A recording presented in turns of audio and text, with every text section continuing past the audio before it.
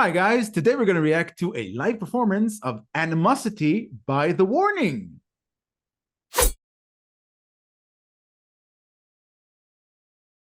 I've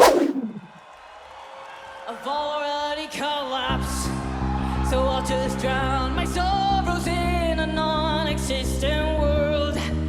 I don't know what is worse, the utter waste of time or the eroding of my mind.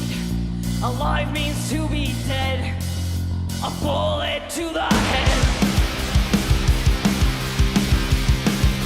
The guilt's faded away, the anger has subsided, yet the shadow still remains.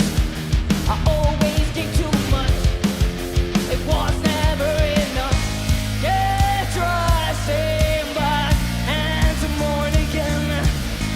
Take you to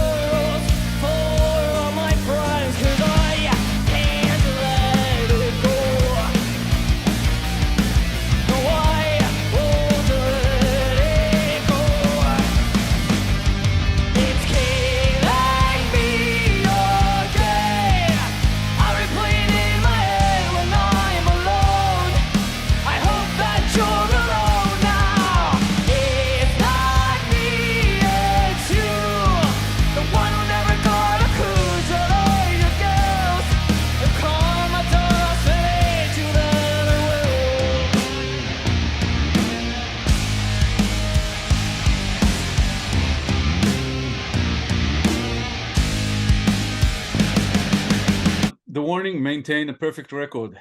Another awesome song. I don't know where they get these like choruses and hooks from. It's just awesome. The moment when I press play and the song plays, it's like the second I hear Daniela's voice and the roaring of the band, it's like up to that point, I've held my breath.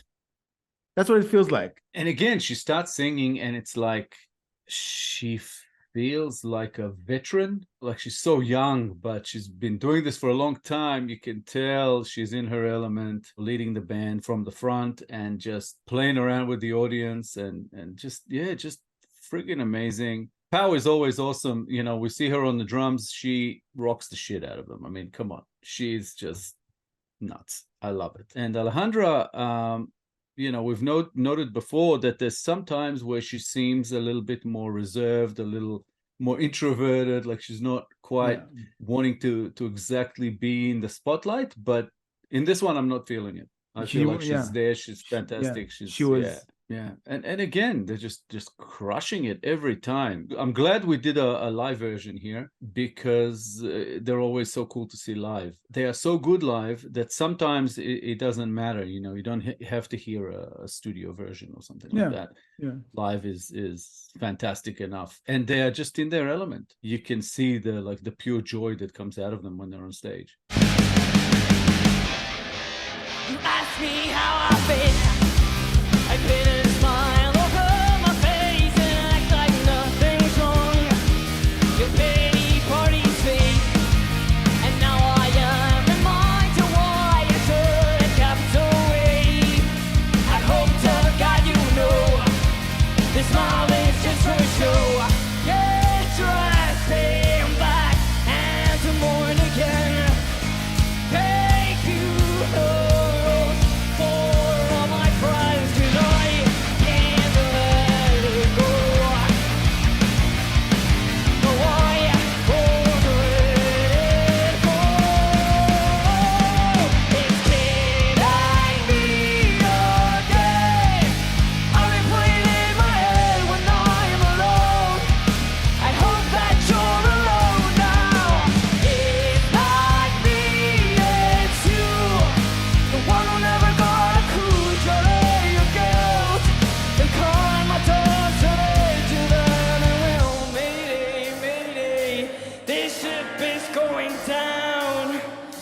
Inside my thoughts again, living hollow to pretend.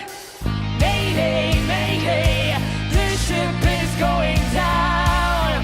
Maybe the truth of the law you created, maybe you're something to memory when you're alone.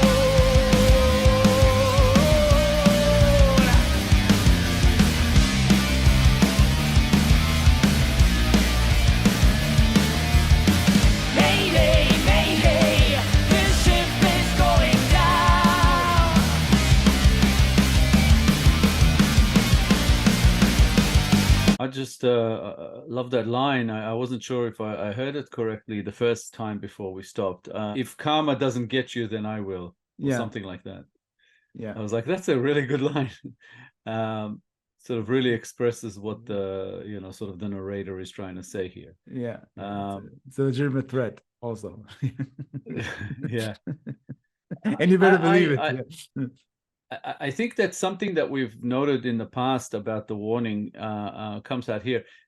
They're storytellers. They are really telling a story with their lyrics, with the way they perform it and communicate the song across to the audience. There's a storytelling aspect that doesn't exist with every band. You know, sometimes bands just go out and perform it and you get what you get, but they actually like really communicate it. And I love that about them. It gets me more involved and just puts me into the story. Yeah. I find myself basically finding it easier to relate, I think, to a lot of their music, even though like they are, you know, a couple of years younger than me. Yeah. Yeah. What I experienced from most of their songs so far, not all, because I can think about a couple that didn't have what I'm about to say, is contained rage. They're not vulnerable in their songs. Or not so contained sometimes. It's not, I mean, it's contained because if I compare it to bands that growl and scream, they're not like that. It's contained. That's just because comparing them to other bands, but it's contained rage. They're never vulnerable in their songs. I'm not saying it is a bad thing, but it's their particular style. They always come from a place of strength and ferocity. That's their, I think that's the thing. Yeah. We've said this before. They attack every song. And it feels like they're on the attack, which is, in my opinion, fantastic, you know, to watch. I love that. It's like they just swallow up the stage. It's a signature that they own. Yeah, I agree. It's killing me all day. I replay it in my head when I'm alone. I hope that you're alone now. It's not me, it's you. The one who never got a clue to lay your guilt. The karma doesn't hit you that I will.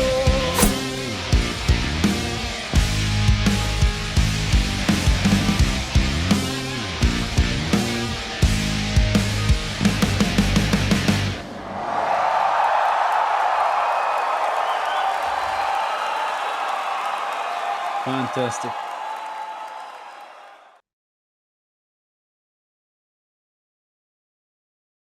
I got that line wrong. It's if karma doesn't hit you, then I will. I heard get you the first time. It's hit you.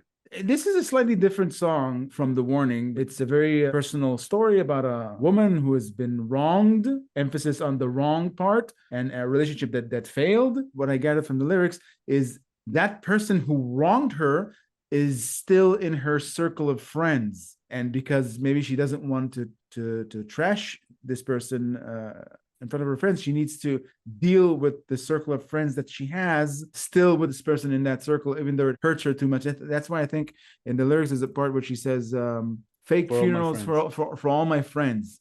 So she's in her circle of friends.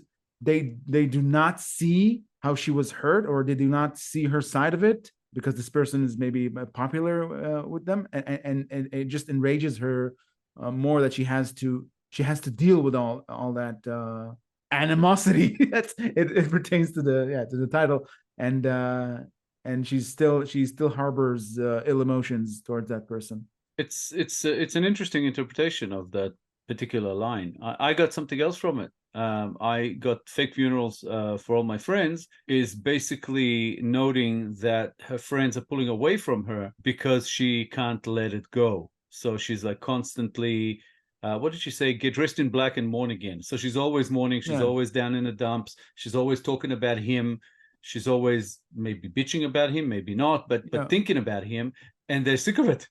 So she's losing her friends in a way, or even if temporarily, which is something that happens. I don't think that breakup territory is a new territory for The Warning. I think there may have been a song or two that we've covered in the past that touched on this subject. This one is a more bitter one, I think. And again, it's like she's saying basically that she wants him to hurt. She wants him to be alone. What's that line? It's killing me again. I replay it in my head when I'm alone. I hope that you're alone now. It's not me, it's you, the one who never got a clue. Drown in your guilt. If karma doesn't hit you, then I will. It's pretty strong words. Yeah. And it's that's the pretty, chorus. yeah. It doesn't leave any room for doubt. This person has wronged her. You could even say it, yeah.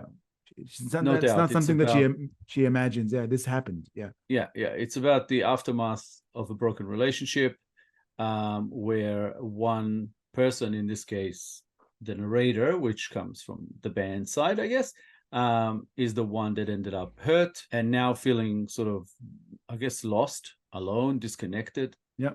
And yeah, there's just this sense of like, Mayday. The ship is going down. This is a sense of collapse here. Talks about drowning their sorrows in a non-existent world. Yeah. Some sort of escapism because she has no one in her corner. It pertains to all she talks about friends later. Yeah, later on. Yeah, and it doesn't touch on anything aside for being in that bitter, hurt state. There's no like positive in the end where she's coming out of it or something, any hint. No, it's just about that dark moment or dark time, I should say, where she is so hurt that she wants the guy to hurt as well. Yeah, it's a dark song, but it's something that many of us could probably relate to in some way.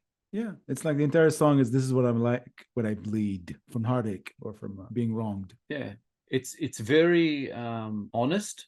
Yeah, there's like a raw element to this, and yeah, like along with feeling the hurt and betrayal, the one word that would stand out in my mind about this is the resentment. Yeah, it's I think it's human. She could have she could have opted to take the high road and to make herself look more noble, but no, this is what pain looks like, and I'm gonna express it. And even like titling the song Animosity, it's great to come back to the one word titles, but it shows some sort of self-awareness that the narrator knows that they are wrong to feel this way in some way. This is not healthy, but it doesn't matter right now. When I'm in this state, I don't give a crap. This is how I feel right now. And I'm owning it, and I'm honest about it, and this is it until it passes, and it will pass. But fantastic. Yeah, love these girls. They always come up with something exciting, something interesting. The way they perform it, we've said this before.